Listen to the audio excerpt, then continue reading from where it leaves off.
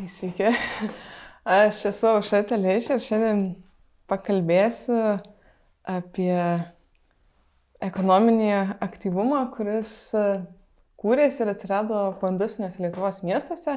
Tai iš esmės šita paskaita yra dalis mano disertacijos, tai yra kaip ir vienas disertacijos skyrius, tik toks trumpintas. Tai pradžiai noriu gal pamėginti išgvildenti tas esminės sąvokas ar aspektus, kurie yra užkoduoti šitam pavadinime. Tai pirma, apskritai, kas yra poindustrializmas ir kas yra tas poindustrinis miestas. To reikia tam, kad suvokti apskritai, ką reiškia tie procesai vykstantys juose. Tai iš esmės poindustrializmą galima suvokti, tiksliau antropologai siūlo suvokti, kaip industrinės visuomenės, kuri buvo organizuojama pagal gamybinę veiklą ir darbą pramonės įmonėje, fundamentalius ir radikalius socialinės struktūros pokyčius ir ekonominės transformacijas. Šis pokytis dažniausiai yra siejamas su gyvenamų vietų ekonominiu ir socialiniu nuosmukiu. Nuosmukiu ar pablogėjimu. Ir tai dažniausiai siejasi su tokiais reiškiniais kaip nedarbas, sumažėjusios galimybės įsidarbinti, asmeniniai žmonių bankrotais, depopulacija, emigracija, taip pat industrinių infrastruktūros irimu. Na, kitaip tariant, apskritai vietos ir visuomenės tokiu apleidimu. Ir antropologai taip vaizdžiai apibūdina, kad iš esmės yra pasikeitusi visuomenė ir aplinka, naujas pasaulis, iš kurio neįmanoma grįžti atgal į tą buvusį industrinį pasaulį, kuris kadaise buvo žmonėms ir miestams labai gerai pažįstamas. Tačiau būtent tą poindustrinį pokytį dažnai siūloma suvokti kaip ilgalaikį procesą, kuris yra įsitęsęs laike ir glaudžiai susietas su vieta. Būtent vieta renka, kaupia žmonių patirtis, veiksmus ir įvairias reikšmės. Dėl to iš esmės poindustriniai tyrimai vargiai gali būti įsivaizduojami be vietos. Ir būtent šiame pranešime tai yra Marijampolė ir Alytus. Disertaciją aš dar taip pat buvau apėmus ir Plungę, tačiau šio pranešimo rėmuose nėra tokia, joje neišryškėjo būtent tas individualus ekonominis aktyvumas. Tai kodėl būtent Alytus ir Marijampolė? Viena vertus yra miestai, kurie istoriškai susiformavo kaip savita urbanistinė struktūra. Alytus tarpukariu buvo plėtojamas kaip kurortinis miestas, Marijampolė atvirkščiai buvo pradėta industrializuoti. Tai vyko pastačius ten cukraus fabriką, su kurio beveik dvigubai išaugo gyventojų skaičius ir panašiai. Tačiau nepaisant to, kaip jie ten vystėsi praeitie, bet būtent sovietmečiu, 1964 metais buvo patvirtinta tokia perspektyvinė pramonės išdėstymo ir miestų išvystymo schema, kuri nusprendė, kad Alytus, Marijampolė ir taip pat dar 3 miestai, tai yra Plungė, Utena ir Jurbarkas, bus plėtojami kaip industriniai regioniniai centrai. Tai reiškia, kad tų miestų augimas buvo glaudžiai susietas su industrializacija. Tai yra esamų gamyklų plėtra, naujų statyba, industrinių rajonų kūrimų. Ir vis tai lėmė, kad ir patys miestai sparčiai augo, daugėjo gyventojų skaičius. Tačiau kaip daugelį ir kitų miestų, kurie priklausė nuo pramonės, taip ir Alytus ir Marijampolė po Lietuvos nepriklausomybės atkūrimo 90 metais susidūrė su staigių politinių sprendimų ir radikalaus ekonominio posūkio iš planinės ekonomikos ir rinkos ekonomiką nulemtais pokyčiais. Ir tie pokyčiai palietė ne tik pramonės įmonių veiklą, bet ir paveikė socialinius gyvenimo aspektus, bei sąlygojo ilgalaikį miesto gyvenimą ir žmonių gyvenimų griūtis ir krizės. Tačiau jau iš tiesų nemažą indėlį turint antropologijoje, nagrinėjant tuos deindustrializacijos procesus, dabar siūloma atkreipti dėmesį, kad tokie destrukciniai ir dekonstrukciniai veiksmai, įveikiai, jie nėra pabaiga. Taip yra kažkieno pabaiga, tačiau tai sąlygoja ir kažko naujo atsiradimą. Tai yra naujo pasakojimo vystymasi ir panašiai. Tai yra siūloma žvelgti į vietas, vietas bendruomenės, kurios išgyveno tokius radikalius pokyčius, kaip į erdves, kuriuose kuriasi kažkas naujo.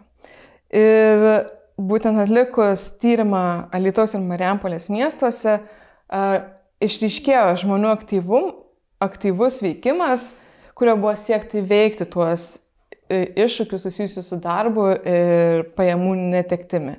Ir čia, kaip pastebi Michailas Bukovskis, besikeičiančios darbo ir gyvenimo aplinkybės priverčia žmonės plėtoti naujas veiklos formas. Būtent aktyviai plėtojami sudėtingi ir kompleksiški posovietinės deindustrializacijos nulemto ekonominio nuosmukio įveikimo būdai sukuria tą kažką naujo poindusiniuose miestuose.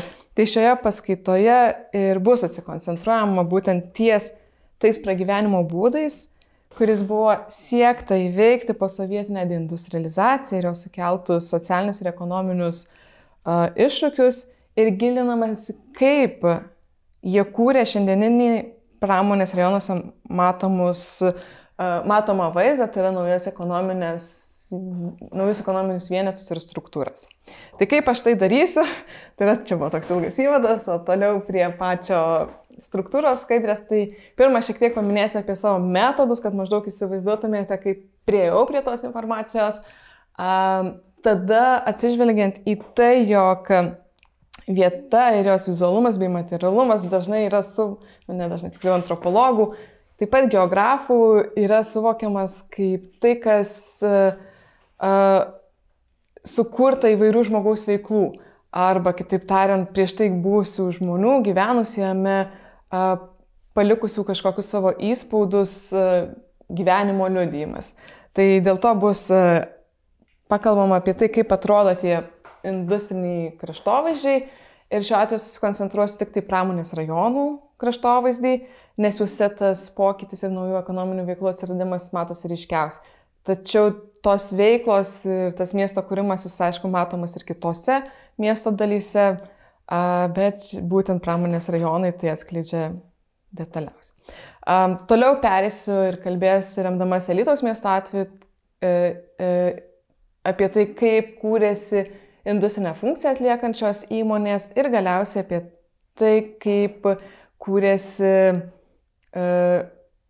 veiklos vietos susijusios su prekyba ir paslaugomis. Tai čia tokia trumpa struktūra, kad maždaug įsivaizduotumėt, kaip čia viskas vyks, nes mano visų tikslų tyrimas iš esmės parodyti, kaip kūrėsi vieta, kaip jinai atsiranda ir kaip toje vietoje matomi įvairūs pokyčiai.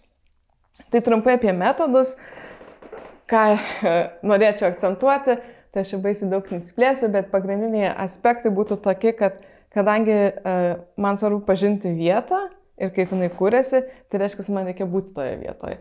Ir vienas iš metodų būdų, kaip pažinti vietą, yra traktuojamas vaikščiojimas. Jūs galite galvoti, kad tas vaikščiojimas yra jau labai kasdieninis, toks rutininis veiksmas, kurį mes darome praktiškai kiekvieną dieną, tačiau jis taip pat gali tapti etnografinio pažinimo būdu. Tai yra vaikščiant aplinka supanti, sakykime, tyrėja, jinai tampa tam tikrų šaltinių, kurį skaitai, stebi ir įvertini. Tai būtent mano tyrimo metu ta aplinka tapo kaip dabarties liudijimas, aš ją stebėjau, mačiau ir stengiausi suprasti, kaip įvyko tas poindustrinis pokytis ir kokie procesai formuoja dabartinį miestą. Tai iš esmės man kalbėjo ir pastatai, ir jų eksterjeras, ir įvairių ženklai, ir reklaminiai, ir informaciniai stendai, žmonių judėjimas, jų elgesys tam tikrose vietose. Na, bet vien žiūrint į vietą, tikrai neįmanoma pažinti pilnai to proceso, dėl to kita dalis tyrimo buvo pokalbiai su miestų gyventojais. Apskritai visas tyrimas apėmė ne tik pokalbius su eiliniais miesto gyventojais, bet ir su tai žmonėmis, kuriuos būtų galima vardinti kaip miesto planuotojai, tai savivaldybių darbuotojai, bibliotekų, muziejų darbuotojai. Tačiau šiame kontekste figūruoja tik tai būtent tie eiliniai miestų gyventojai ir man reikėjo atrankos kriterijus, tai šiuo atveju buvo tie žmonės, kurie tyrimo metu gyveno tose miestuose, o Sovietų Sąjungos laikotarpiu dirbo pramonės įmonės. Bet kaip ir visi etnografiniai tyrimai, taip ir šis jisai pats save nuvedė į kitas vietas ir pas kitus žmonės. Tai patiems pateikėjams pasiūlant pasikalbėti su draugais, giminaičiais, kolegoms, kurie būtent pačių pateikėjų atžvilgių manimų gali papasakoti tai, kas mane domino. Buvo kalbėtasi su ne tik pramonės darbuotojais, bet ir mokytojais, ir medicinos darbuotojais, kultūros srityje dirbančiais asmenimis ir panašiai. Ką svarbu dar atkreipti apie pateikėją šiame kontekste, tą jūs matysite ir iš viso pasakojimo, tai kad jų visų patirtis buvo labai skirtingos, kad jie vieni savo norų išėjo iš darbo, kitus atleido, kiti išlaikė darbą ir kita vertus tos visos patirtis persipina vienam žmogui. Vienas žmogus galėjo būti atleistas iš darbo, plėtojęs kažkokią individualią veiklą, tada persikvalifikavęs, turėjęs kažkokį savo verslą, galiausiai sugrįžęs vėl dirbti į kokią nors įmonę, ar tai būtų gamykla, ar kokią nors kitą įstaigą. Tai yra, tie žmonių gyvenimai iš esmės yra labai vairūs, labai sudėtingi ir labai kompleksiški. Ir tai iš tiesų matysis ir toliau visame pasakojime. Tai gal dar ką vertėtų atkreipti dėmesį, dažnai kai galvojam apie tuos deindustrializacijos procesus ir ką jie paveikė, atrodo, kad tai palėtė tik tai tuos žmonės, kurie dirbo gamykloje. Bet iš tiesų tai palėtė ir jų šeimos narius, nes netekus vyrui pajamų suprastėjo visa šeimyninė padėtis ir panašiai. Tai čia tiek tokio konteksto, o dabar prie pačio viso tyrimo. Tai pirma, norint pažinti dabartinį, tai yra pramonės teritorijos vaizdą šiandien, svarbu pamatyti ir pažinti tą sovietinį kraštovaizdį, kurio tarkim, aš ten negyvenau, aš jo nepatyriau, dėl to man buvo svarbu pamatyti, kaip jis yra vaizduojamas ir perteikiamas, tarkim, įvairiose fotografijose, spaudoje ir panašiai. Tai, ką matome šiandien, ir iš esmės yra pasikeitusi statytinė aplinka ir urbanistinė struktūra, kuri buvo suprojektuota ir sukurta Sovietų Sąjungos laikotarpiu. Šiame vaizde persipina materialūs elementai ir vietos išdėstymas iš sovietinės industrinės praeities su vietomis ir struktūromis atsiradusiamis po posovietinės deindustrializacijos. Jame nors ir nugrimzdus į antrą planą, vis dar pasilieka ta industrinė vieta, savyje talpinanti sovietinės industrializacijos savitumą ir estetiką. Tai šios praeities pažinimas yra neišvengiamas tyrinėjant dabartį. Tai ką trumpai galima būtų paminėti apie būtent tuos pramoninius rajonus, jie apskritai buvo formuojami pritaikant tokį pramonės mazgo principą, tai yra vienoje aiškiai apibrėžtoje teritorijoje sutelkiamos visos pramonės įmonės ir su jomis ateinantys pagalbiniai objektai kaip katilinės, sandėliai ir taip toliau. Ir visą tai kūrė funkciškai vientisas teritorijas, kurios pasižymėjo ir vizualiniu vientisumu. Tai čia gal vertėtų dar paminėti kokias stambesnės gamyklas tuose miestuose, tai apie Alytų greičiausiai esat girdėję Medvilnės kombinatą, šaldytuvų gamyklas Snaigę ar Alytaus eksperimentinių namų statybos kombinatą. Marijampolėje būtų tokių didesnių, reikšmingesnių įmonių kaip, tai tarkim, kapsuko putlių verpalų kombinatas, pieno konservų kombinatas ir kiti. Tai būtent kas išduoda tą vizualinį vientisumą, tai yra patys architektūriniai ansambliai ir urbanistinė aplinka.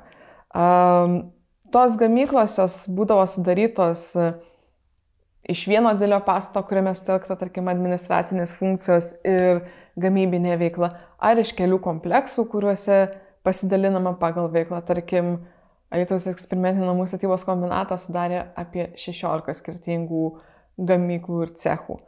Tai galite įsivaizduoti, kokio masto ir kokio dydžio buvo tos įmonės ir jos visos pasižymėjo vizualiniu vientisumu. Tai dažniausiai buvo kažkokie standartizuotos modernistinės architektūrinės formos, balti arba raudonų plytų pastatai, ant kurių ten kažkur pasimatydavo gamyklos pavadinimas, kažkokie šūkiai. Šalia to taip pat vienodai sutvarkyta aplinka, tai yra žolės, gėlynai, medžiai, kiti neindustriniai objektai kaip fontanai, aikštės, skverai, skulptūros ir panašiai. Ir visa tai tiesiog vienio įmonę į bendrą vieną kompleksą. Tai iš esmės galima matyti, kad tie sovietiniai industriniai rajonai buvo ne tik funkciškai, bet ir vizualiai vienalytės teritorijos. Tačiau po Lietuvos nepriklausomybės atkūrimo šie vizualiai ir funkciškai vientisi pramonės rajonai patyrė staigius ir radikalius pokyčius. Lankantis juose galima matyti, jog šiandien šios vietos įgavo visiškai kitokį vaizdą ir pasakoja apie žmonių ekonominės praktikas ir veiksmus formuojančius po industrinį miestą. Aišku, prieš kalbant tai, kas atsirado nauja, verta pakalbėti ir pamatyti iš tiesų, kas atsitiko su pramonės įmonėmis, dalimi pramonės įmonių, nes tai taipogi yra dalis to kraštovaizdžio. Tai galima matyti, kad iš kai kurių gamyklų ar jų pastatų, tiksliau reikėtų sakyti, pasitraukia žmonių veikla ir tai išduoda tokį, matomi atributai kaip aptrupėjusios sienos, besimėtantys visokie statybiniai objektai šalimais, grafičiai, aptverti stop juosta fontanai, pastatai, ant kurių apskritai nėra jokių įmonių pavadinimų, nevaikšto žmonės ar nestovi automobiliai. Tai kaip pateikėjai sako, stambių įmonių patalpos visos liko tuščios, visai ten nieko nėra, nei langų, nei durų. Taip pat statytinė aplinka ir jos vizualumas byloja apie tai, jog sovietinių gamyklų apimtys susitraukė. Ir kaip viena pateikėja atkreipė dėmesį, kad iš pastato sprendžiant, tai gal irgi nelabai geri laikai. Jis taip pasakė, kalbėdama būtent apie šitą Marijampolėje esančią Virnitas įmonę. Tai čia yra buvusi kapsuko putliųjų verpalų kombinatas. Ir kaip galima matyti ir nuotraukose, tai pastato administracinis pastatas, jo fasadinė pusė atnaujinta, logotipas atnaujintas, o kitos dalys atrodo minimaliai sutvarkytos, tai kaip dažniausiai būna pakeisti langai, o tarkim sienos likusios aptrupėjusios, aptekėjusios dažais. Vis dėlto pramonės rajonuose matomas vaizdas ne tik pasako apie sovietmečių pastatytų pramonės įmonių sugriuvimą ir gamyklinės veiklos susitraukimą, bet taip pat atskleidžia, jog pramonės įmonių pastatai ir patalpos tapo tinkama vieta kurtis naujoms ekonominėms veikloms ir įmonėms. Juose šiandien yra įsikūrusios naujos gamyklos, tai ir lentpjūvės, ir siuvyklos, tiek drabužių, tiek baldų, metalo apdirbimo, langų, durų, stiklo paketų gaminimo, maisto pramonės įmonės, taip pat įvairios parduotuvės, supirktuvės, įvairias paslaugas, tokias kaip remontas, pervežimas ar maitinimas, teikiančios naujos įmonės. Ir tai išduoda skirtingos pastatų ar jų dalių spalvos, visokie lietuviški ir užsienietiški pavadinimai, šalių ir įmonių vėliavos. Taip pat galima atkreipti dėmesį, kad ne tik atskiri sovietmečių pastatytų gamyklų pastatai gali priklausyti skirtingoms įmonėms, bet ir tas pats vienas pastatas gali būti padalintas tarp skirtingų įmonių. Tai tarkim, jo viena dalis visiškai nerenovuota, kita palikta tokia, kokia buvo, o trečia su minimaliais pakeitimais. Pavyzdžiui, vienas toks ryškių atvejų yra, tai bankrutavęs Alytaus mėsos kombinatas, kuris šiandien yra įvardinamas verslo kaimeliu. Jame galima suskaičiuoti iki 37 naujų įvairių apimčių ir veiklų individualių įmonių. Tai čia veikia ir remonto dirbtuvės, ir parduotuvės, ir kavinės, ir pervežėjų įmonės, ir gamyklėlės. Kaip patys pateikėjai pastebi, jog mėsos kombinatą dabar prisikūrė labai daug mažų įmonėlių visokiausių. Tenai Viešpatie Jėzau Kristau, tai ko tik tai nori. Iš išorės irgi žvelgiant į šį pastatą galima matyti, jog jame yra daug skirtingų veiklų, ir tai akivaizdžiai išduoda tie spalviniai pakitimai, tiek tonų, tiek apskritai kitoms spalvom, taip pat įvairūs pavadinimai esantys ant pastato fasado. Tai, iš nuotraukų nesimato, kas čia yra užrašyta, tai tarkim yra parašyta, kad konditerijos gaminiai, kavinės skonio pasaka, sprendimai pramoniai, plastikiniai langai, visi įmanomi serviso darbai, sunkvežimių ir traktorių servisas, tentų remontas ir gamyba ir taip toliau. Tai šitas Alytaus mėsos kombinato atvejis atskleidžia, jog sovietinių gamyklų pastatai tapo tinkama vieta kurtis naujiems ekonominiams vienetams ir kaip viena pateikėja pastebėjo, tuo metu, tai yra po Lietuvos nepriklausomybės atkūrimo, visi griuvo kombinatai, atsirado laisvų patalpų, kuriuose galima buvo kurti savo verslą. Šitą tokį vaizdą, kad kūrėsi daug mažų smulkių įmonių, sustiprina ir įvairiose pramonės rajono vietose esantys reklaminiai stendai, kuriuose yra įvardinta nuo vienos veiklos ir net esu suskaičiavus iki 8 skirtingų veiklų. Tai čia tokios veiklos būna kaip, tarkim, plieninės stogų ir sienų dangos, prekyba medienų, vėlgi kavinė, karštai patiekalai, kava arbata, jaukumas, metalo laužo supirkimas, sulčių spaudykla. Matyti, jog vaikščiant po Alytaus pramonės rajoną galima matyti, jog stambių sovietmečių pastatytų gamyklų, tiksliau vietoj sovietmečių pastatytų stambių gamyklų, atsirado naujos mažos įmonės, kurias pateikėjai įvardina kaip gamyklėlės, fabrikėliai, nedidelės ir smulkios įmonės. Tačiau vaikščiant po pramonės rajoną Marijampolėje, galima matyti, kad atsirado nauji pastatai ir objektai, kuriuose kūrėsi ir vystėsi prekybos bei paslaugų sektorius. Ir viena iš tokių vietų tai yra didysis automobilių turgus. Šis turgus susikūrė 90-aisiais, kai buvo automobilių prekyba pačiam savo pike ir pateikėjai pasakodami atsimena, kad tuo metu ten automobilių buvo prikimšta, prigrūsta, prikrauta, tačiau kai aš vaikščiau, dėja mačiau, kad ta veikla yra susitraukus, tai yra, kaip ir nuotraukoje matote, šalia yra automobilių, bet taip pat yra ir laisvų vietų. Tačiau negalima sakyti, kad automobilių prekyba pasitraukė iš miesto ar iš pramonės rajono, bet jis gavo kitokį vaizdą. Vaikščiojant toliau po miestą, tikrai po pramonės rajoną ir po miestą, aišku, pamačiau, kad yra susikūrusi daug mažos apimties aikštelių, kuriuose prekiaujama tais automobiliais. Ir šalia tų aikštelių taip pat pristatyta daugybė įvairių kitų paslaugų susijusių su automobilių prekyba. Tai viena vertus ir viena ta pati įmonė savo savyje talpinda daug įvairių veiklų. Tai ne tik automobilių prekyba, bet ir, tarkim, įvairios remonto paslaugos. Šalimais gali atsidurti ir degalinė priklausanti tai pačiai įmoniai, ir plovykla, ir ten vėlgi kažkokie remonto teikimo dalykai.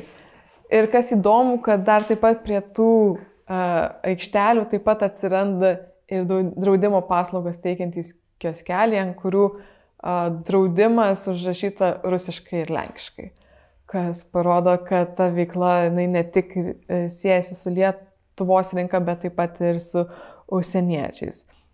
Tarkim, čia vienoje vietoje visos šitos nuotraukos yra, kitoje vietoje vaikščiant buvo vėlgi irgi panašus veiklų susijusių su prekyba automobiliais klasteris, kuriame vėlgi viena įmonė savyje talpina tiek pardavimo aikštelę, tiek degalinę, tiek remonto paslaugas, o toliau nuo jos paėjus visa gatvė skirta vien tik tai prekiams ir paslaugoms susijusiams su automobiliu. Na, tai ten, tarkim, katalizatorių supirktuvė, demontavimas ir montavimas nemokamas, ratų montavimas, važiuoklės remontas, naujos ir naudotos automobilių dalys.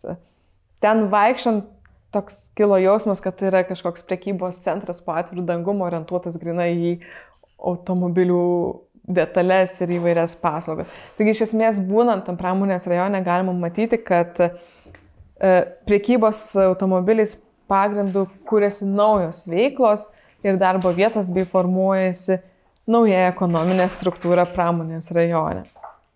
Tai apskritai vaikščiant pokytį identifikuojantys materialinės aplinkos fragmentai susipina į vizualinį raštą, pasakojantį apie įvairias naujas pradžias atsiradusias po Lietuvos nepriklausomybės atkūrimo.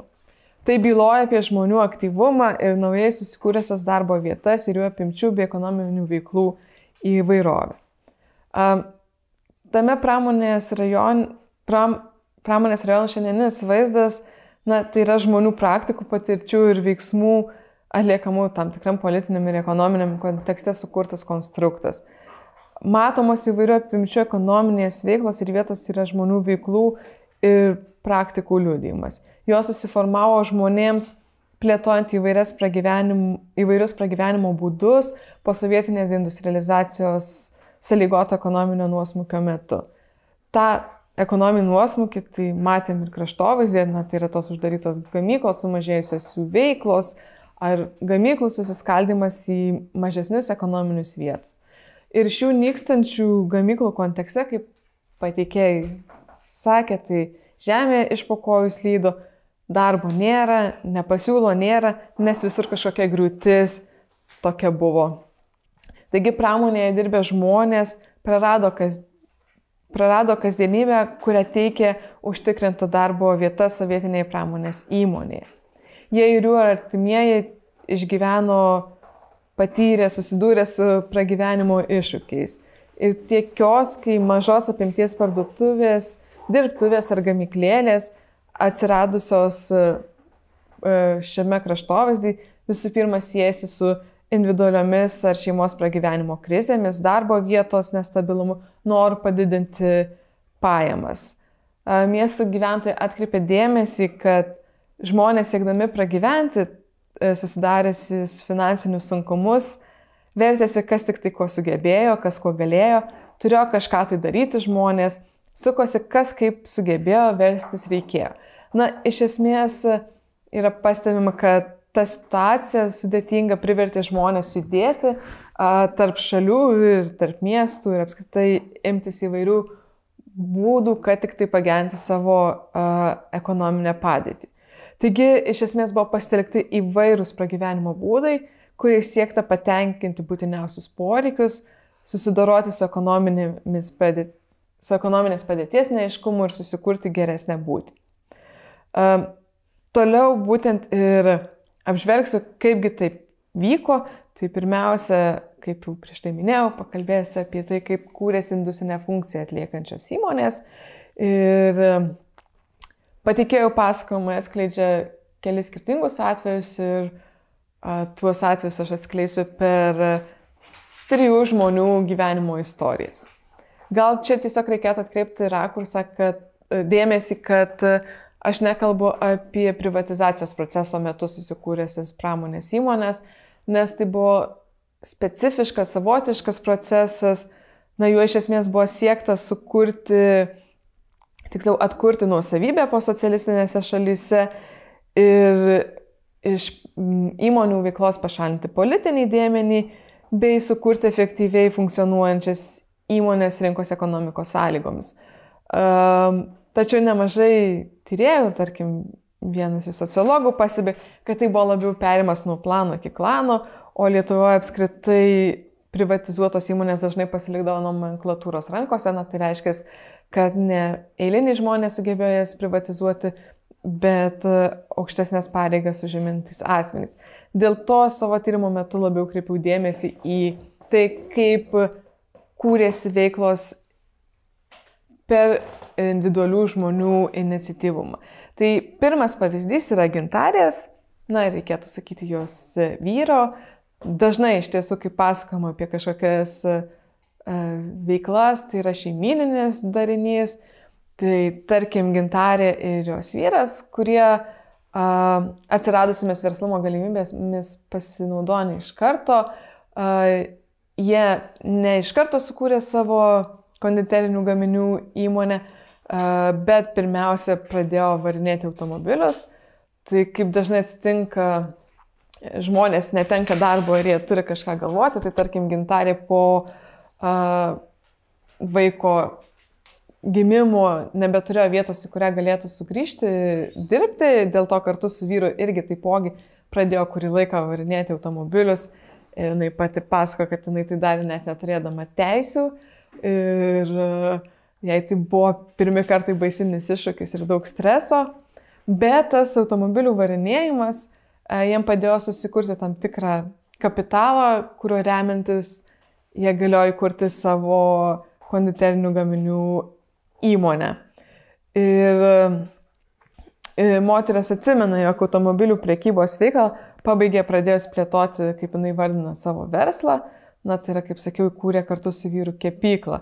Ir Gintarė pasakodama apie įmonės paremtos gamybinę veiklą atsiradimo aplinkybės ne tik pažymi siekį susikurti saugią ir patogią darbo vietą, kaip matote iš tos citatos, jinai pabrėžė, kad turėjo vaiką ir dėl to reikėjo kažkokios stabilesnės darbo vietos, bet ir pabrėžė turėtus profesinius įgūdžius kaip sąlygą lėmusią veiklos pradžią.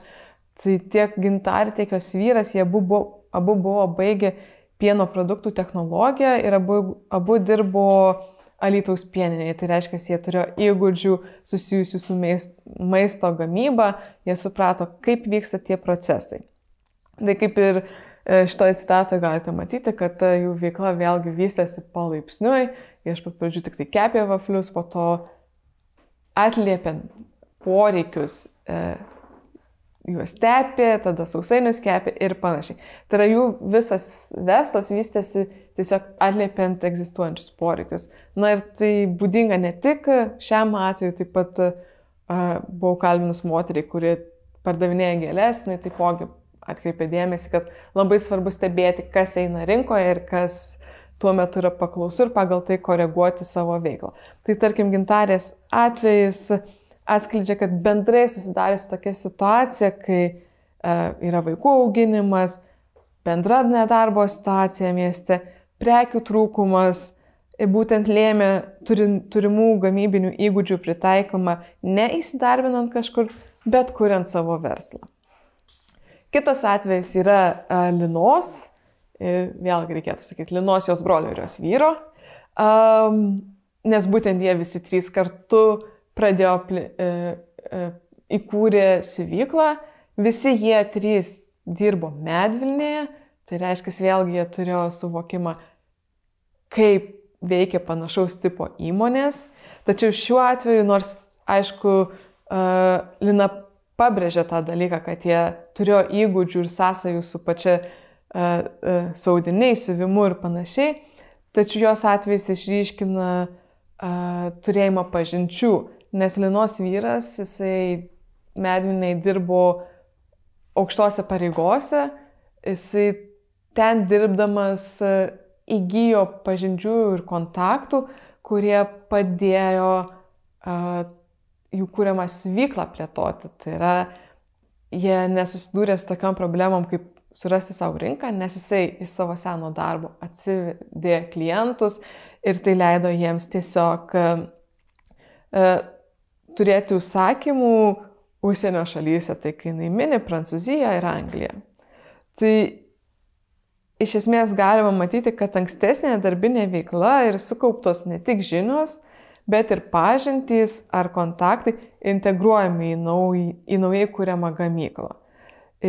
Pasikeitusiomis ekonominėmis sąlygomis, atsiradusi apskritai individualaus ekonominio veikimo laisvė, sudarė sąlygas pasitelkti tas individualias patirtis ir įgūdžius, na, šiuo atveju Linos vyro verslumo įgūdžius, kuriuos matote, jinai labai pabrėžė šioje citatoje, bei turėtus šeimos narių gamybinės veiklos, siuvimo profesinį išmanymą, bei žinoma kontaktus. Na vėlgi, tai ta patirtis įgyta sovietinėje pramonės įmonėje, jinai tapo pagrindu, ant kurio statėsi ir kūrėsi nauja įmonė. Ir trečias pavyzdys tai yra, kai darbo pramonės įmonėje įgyti įgūdžiai papildomi naujais įgūdžiais ir amatais. Na, tai čia šiuo atveju yra Rolandas, kuris iš savo uošvio išmokęs skardos lankstymo amato, kaip sako, tai yra iš esmės jis išmoko taisyti ir tvarkyti stogus, palaipsniui atsisakė dirbti, tiksliau neatsisakęs, kaip sako, beveik pusiau savo norų išėjau iš mašinų gamyklos ir pradėjo teikti individualią veiklą, tai yra tvarkyti, dengti stogus. Na ir kaip iš šios citatos galite matyti, kad vis dėlto ta jo veikla vystėsi, plėtėsi ir galiausiai jisai kūrė savo įmonę, tai yra dabar jis nebedengia stogų, bet tiesiog lanksto tas skardas reikalingas stogų dengimui. Tai apskritai šitas Rolando pasakojimas atskleidžia, jog darbo gamykloje patirtis papildomos naujais gebėjimais.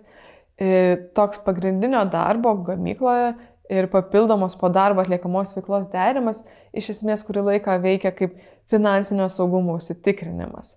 Tačiau, kai individualiai plėtojama darbinė veikla suteikia finansinį užtikrintumą ir saugumą, ji gali tapti pagrindiniu darbu. Tai yra vėlgi iš pramonės įmonės pereinama į savo kažkokią veiklą. Taigi, pramonėje dirbusių žmonių aktyvumas, iniciatyvumas bei sugebėjimas naujoje rinkos ekonomikos sąlygomis veikiančioje situacijoje pasitelkti darbo sovietmečio gamyklos metu įgytus intelektinius, profesinius resursus, individualius įgūdžius bei patirtis būtent ir formavo industrinę funkciją atliekančias įmonės. Toliau pakalbėjus apie industrinę funkciją atliekančių įmonių veiklą, perėsiu prie prekybos ir paslaugų. Aš čia pasitelkiau dirbtinį intelektą sukurti iliustracijai. Tai ką reikėtų atkreipti dėmesį, prekyba apskritai visur buvo plačiai paplitusi veikla, kuri padėjo žmonėms išgyventi po sovietinės deindustrializacijos sukeltus iššūkius. Ir aš čia apie Marijampolę, apie Plungę nekalbu, bet ir Plungėje taip pat žmonės minėjo, kad daug kas važiavo į užsienį ir prekiavo. Tai tarkim, Alytuje gyvenantys žmonės iš viso pastebi, kad tai buvo masiškas reiškinys ir ten žmonės važiuodavo srautais, prie sienos laukdavo dienomis, paromis, kol juos įleisdavo. Ir kaip čia galite matyti pateikėjų citatas, daug kas į Lenkiją važiavo prekiauti, o Jėzau. Ir aš esu buvus ten, ir sūnus yra buvęs, ir sesuo yra, visi mes ten esam buvę. Tai šalia tos prekybos taip pat Alytuje atsirado, sakau Alytuje, nes tik Alytuje žmonės man tai minėjo, atsirado tokios turizmo įmonės, kaip įvardino viena pateikėja. Tai buvo tokios įmonės, kurios tiesiog surinkdavo autobusus ir tais autobusais žmonės veždavo į Lenkijos turgus tam, kad jie galėtų prekiauti. Ir tuose Lenkijos turguose buvo prekiaujama praktiškai viskuo, ką tik buvo galima nuvežti. Tai ir pieštukai, ir žirklės, ir siuviniai, ir medžiagos, ir megzti produktai, dešros, iš esmės viską, ką tu sugebėjai, tą ir pardavai. Aišku, reikia paminėti ir cigaretės, kurios užėmė labai didelę dalį tos visos prekybos. Ir buvo vežama ir traukiniais, ir mašinom, ir autobusais. Aišku, po to, kai pasakojo ta kontrabandinė prekyba susijusi su cigaretėm, buvo pradėta kontroliuoti ir vis dėlto apmažėjo, bet ties tom veiklom labai stipriai formavosi ir kitos veiklos. Tačiau Marijampolės atvejis atskleidžia, kad ta vykusi daiktų ir žmonių cirkuliacija tarp skirtingų šalių buvo netrumpalaikis reiškinys, bet ilgalaikis ir kompleksiškas procesas, įgijęs įvairias apimtis bei konstravęs vietą dabartinėme mieste. Tai verta atkreipti dėmesį, kad didžiąją dalį Marijampolės plėtotos prekybos sudarė prekyba automobiliais. Tai yra vadinamasis mašininių verslas. Ir man lankantis mieste pastebėjau, kad čia žmonės beveik nevaikščioja ir man buvo atsakyta, Taip, nes čia visi važinėja mašinomis. Čia yra mašininių miestas. Na, tai pirmiausia, kaip apskritai atsirado tos veiklos ir kodėl žmonės jų ėmėsi, tai čia galima skirti kelis variantus. Na, tai pirmasis, tai tas, kurį jau aptariau su industrinėmis įmonėmis, tai yra, kad imamas individualios veiklos, turimos profesijos ar darbinės patirties pagrindu. Tai čia šito atveju aš jau toliau labai nedetalizuosiu, tačiau perėsiu prie kitų. Tai vienas iš dažnų atvejų, kaip atsirado ta individuali veikla po sovietinės industrializacijos metu, na tai buvo iš esmės tęsiamos neformalios darbinės veiklos pradėtos sovietmečiu.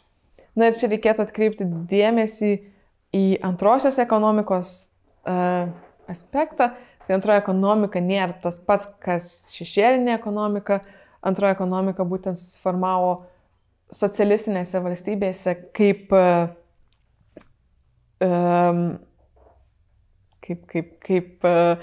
tam tikra, kaip būdas pagerinti savo kasdienybę, tai yra palengvinimas prekių įsigijimui, paslaugų gavimui. Ir tai dažniausiai apėmė kažkokią nelegalią namudinę gamybą ir privačią prekybą, naudojimas gamyklų ištekliais, kontrabanda, paslaugų teikimą. Tai iš esmės buvo parazitiniai santykiai su oficialia ekonomika ir greičiausiai jūs esat girdėję, ar seneliai ar tėvai yra pasakoję, kaip sovietmečių iš pramoninių įmonių neždavo viską, ką galėdavo pakelti. Na, tai Alytui, tarkim, iš mėsos kombinato dešras neždavo, mėsas įvairias, iš šampano gamyklo šampano butelius ir patį šampaną. Ir tuo būdavo prekiaujama tarp pačių žmonių. Tokiu būdu tiesiog cirkuliavo ta prekių įsigijimas ir paslaugų teikimas. Ir dar ir po Lietuvos nepriklausomybės atkūrimo sovietmečiu pradėtos nelegalios veiklos išliko neformalių papildomų pajamų šaltinių ir pragyvenimo būdu. Pateikėjai pasakodami apie pragyvenimo būdus pabrėžė, jog baigėsi Jugoslavijos ir tas pradėjo važinėti į Vokietiją. Na, į Jugoslaviją buvo daug važinėjimą, iš tiesų vėlyvuoju sovietmečiu ir čia jeigu galima paminėti ir Perlinė Hocken tyrimą apie Gariūnų turgų, kur jinai irgi atkreipė dėmesį į prekiavimą Jugoslavijoje.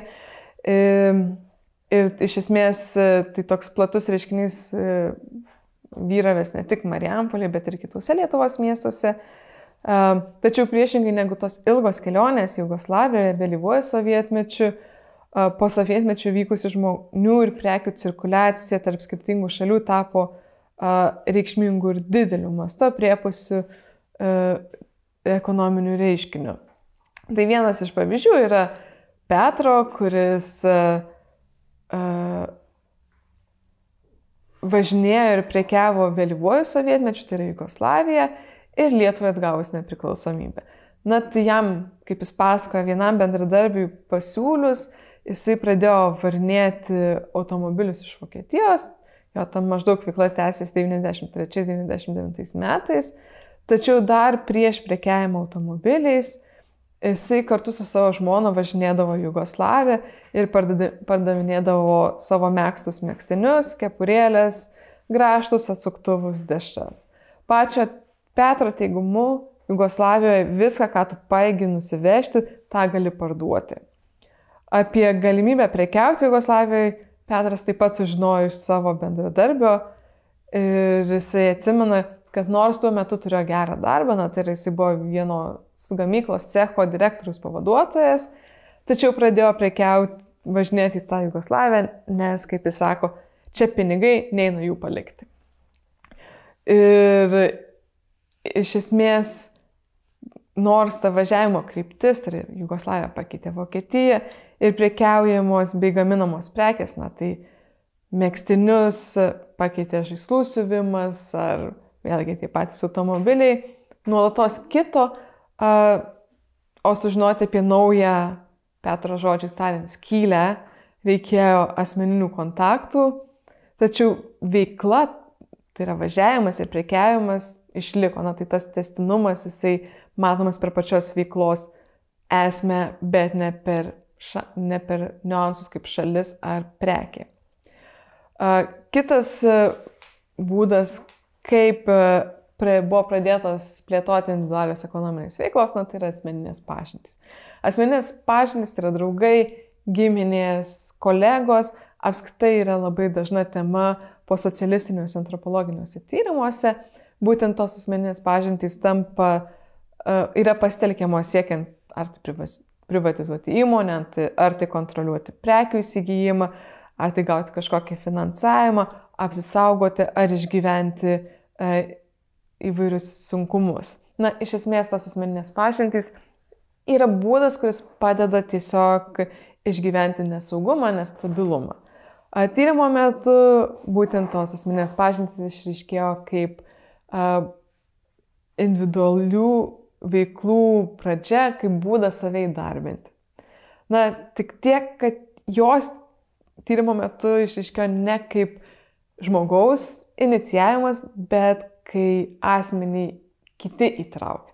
Na, tai kaip pateikėjai sako, kad jiem kažkas pasiūlė, kažkas įsivežė, kažkas prikalbino, pasiėmė, pasišnekino. Na, tai iš esmės lyg jie iš šalies buvo įtraukti į tą veiklą. Na ir čia citata yra Kazimiero, kuris sovietmečiu dirbo treneriu, vėliau netekus darbo atidarė kioskelį bei pradėjo varinėti automobilius. Na ir šito citatoje galite matyti, kad kioskelį atidaryti jį paragino giminės, kurios prekiavo gėlėmis, o varinėti automobilius iš Vokietijos paskatino, ar kaip jis sakė, išsivežė jį draugai dėl to, kad jis mokėjo vokiečių kalbą. Tai jis buvo naudingas. Taip pat jo pasakojime galima matyti, kad į tą individualią veiklą galima įstraukti skirtingais lygmenimis. Na tai viena vertus, ją vykdyti nereguliariai ir tik kurį laiką, na tai kaip išėmini tuos automobilius karts nuo karto varinėjo ir tai nebuvo pagrindinė veikla. Kita vertus galima ją plėtoti aktyviai ir dar plėsis. Na tai kaip matote šio pavyzdžio, jisai tą kioskelio savo veiklą plėtė, įtraukdamas vis naujus produktus. Taip pat tiek Kazimiero pasakojimas, tiek kitų pateikėjų pasakojimai atskleidžia, kad veiklos dažniausiai keitėsi priklausomai nuo paklausos ir taip pat, kad jos galėjo dubliuotis, vienu metu būti vykdomos kelios ir skirtingos.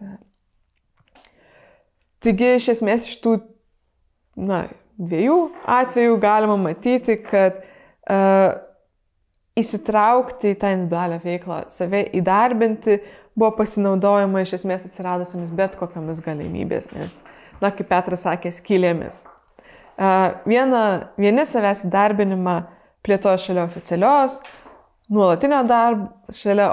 nuolatinio darbo, kaip papildoma kažkokia veikla, kuri teikė pajamų, padėjo pagerinti ekonominę padėtį.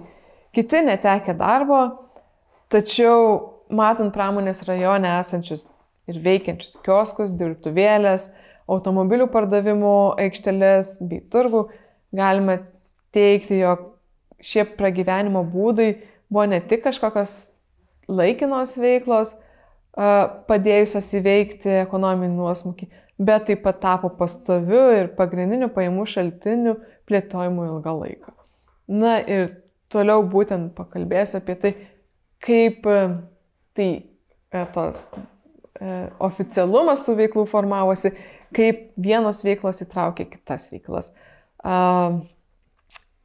Ir kaip matėm prieš tai, kai kalbėjau apie kraštovaizdį, kad Marijampolės pramonės rajone esantys statiniai ir automobilių pardavimo aikštelės bei turgus, kuriuose veikla susijusi su automobiliais, atskleidžia, kad prekyba automobilių sudarė sąlygas kurtis ir kitoms šalia prisiglaudusiams ekonominėms veikloms. Nu, tai, kaip jau ten minėjau, privačioms automobilių saugomo aikštelėms, automobilių remonto, plovimo, maitinimo paslaugomis ar pardavimų tarpininkams.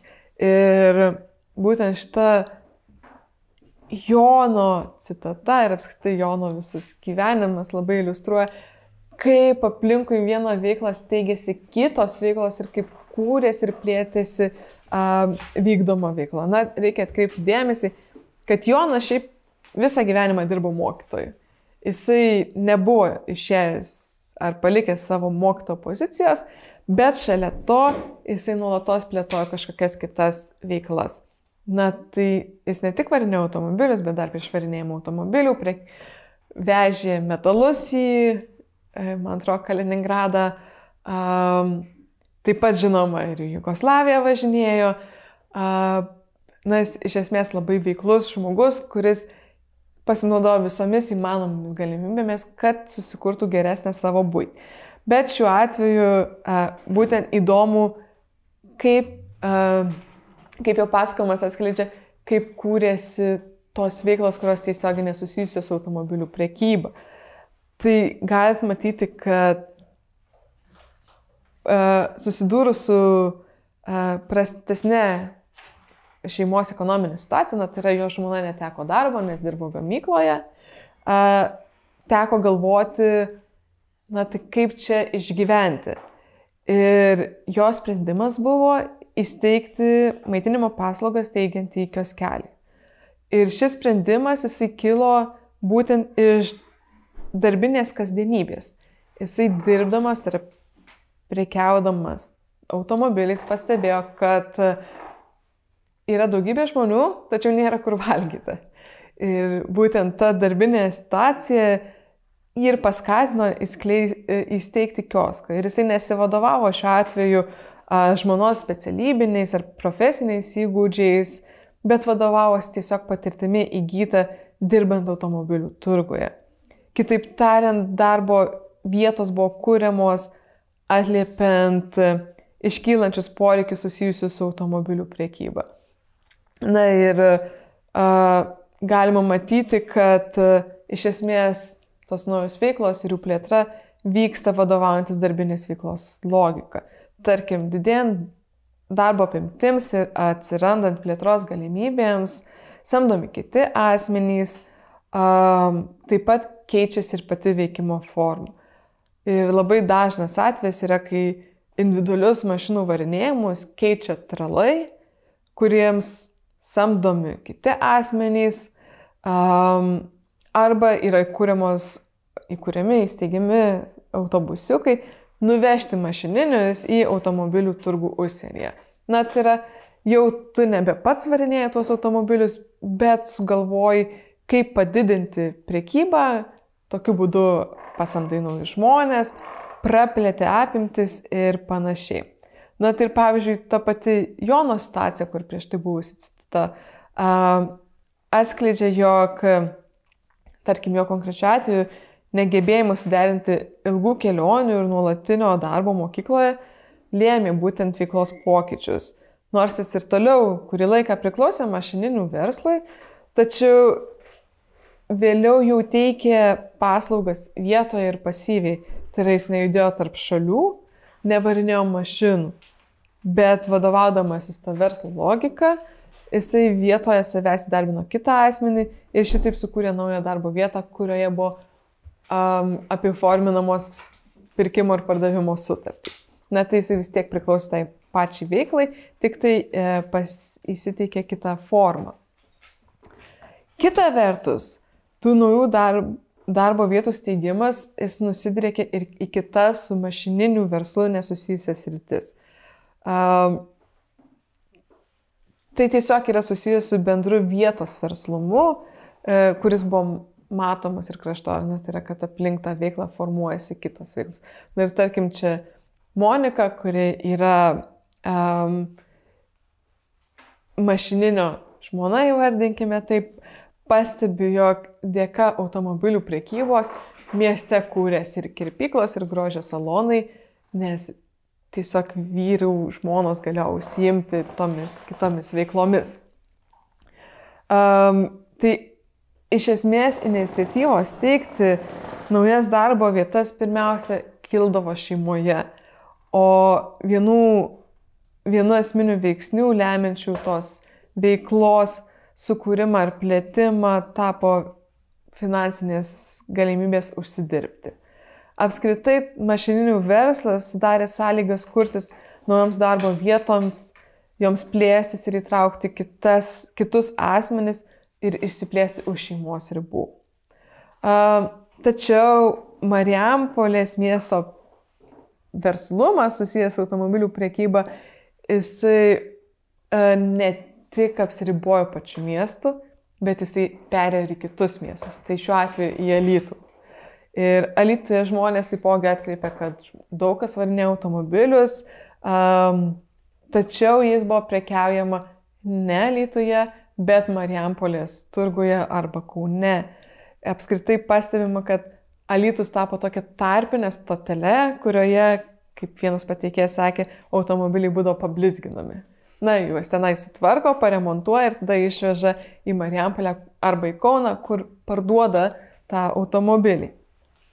Ir tarkim, šitas pavyzdys parodo, kaip net Alytuje aplink tą automobilių prekybą vienoje vietoje buvo steigiamos ir kūrėsi tos veiklos. Tai yra, tarkim, Černolas pasakoja, kuris kaip keista ir priešinga sovietmečiu, kai žmonės į miestus atsikraustydavo dirbti gamykloje, tai jis atvažiavo į Alytų 96 metais, kad dirbtų automobilių remonto dirbtuvėse.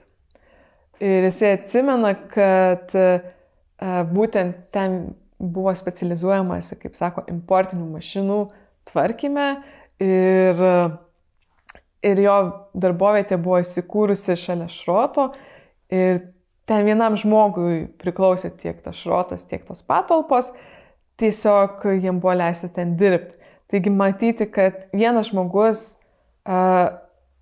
prekiavo, tarkim, automobilių dalėmis ir nuomavo patalpas kitiems, kurie užsiėmė automobilių remontu.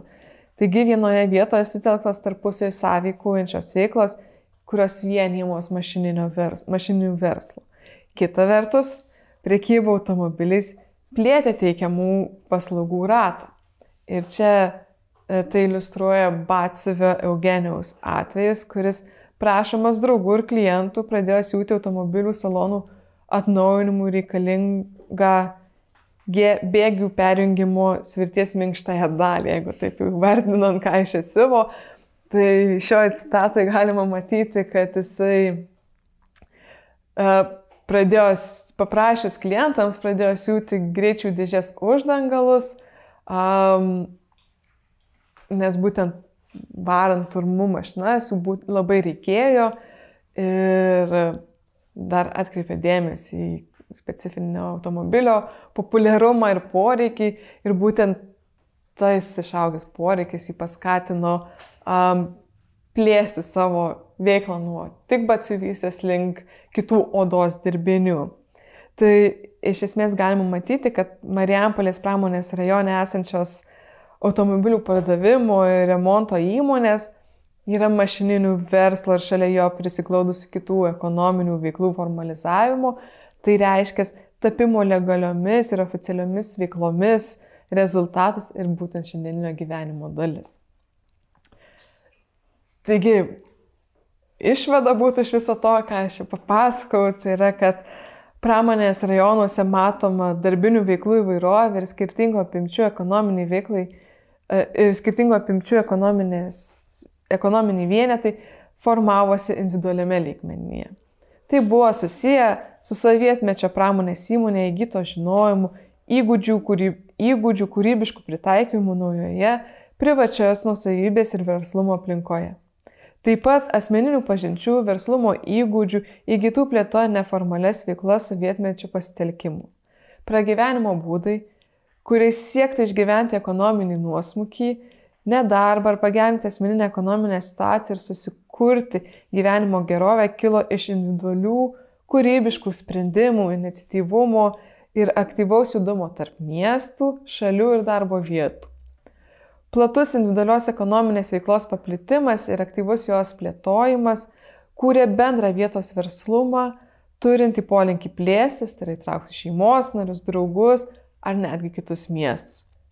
Pragyvenimo būdai plėtoti siekiant išgyventi po sovietinės deindustrializacijos sukeltą darbo krizę nebuvo tik laikinai individualiai sukurtoje darbo vietoje asmeniškai plėtojama darbinė veikla. bet ilgalaikės praktikos sukūrusios naujas ekonominės vietas ir struktūras. Būtent individualus žmonių iniciatyvumas, aktyvumas ir pragyvenimo kūrybiškumas lėmė įvairių ekonominių veiklų atsiradimą po industrinėme mieste. Tai ačiū už dėmesį.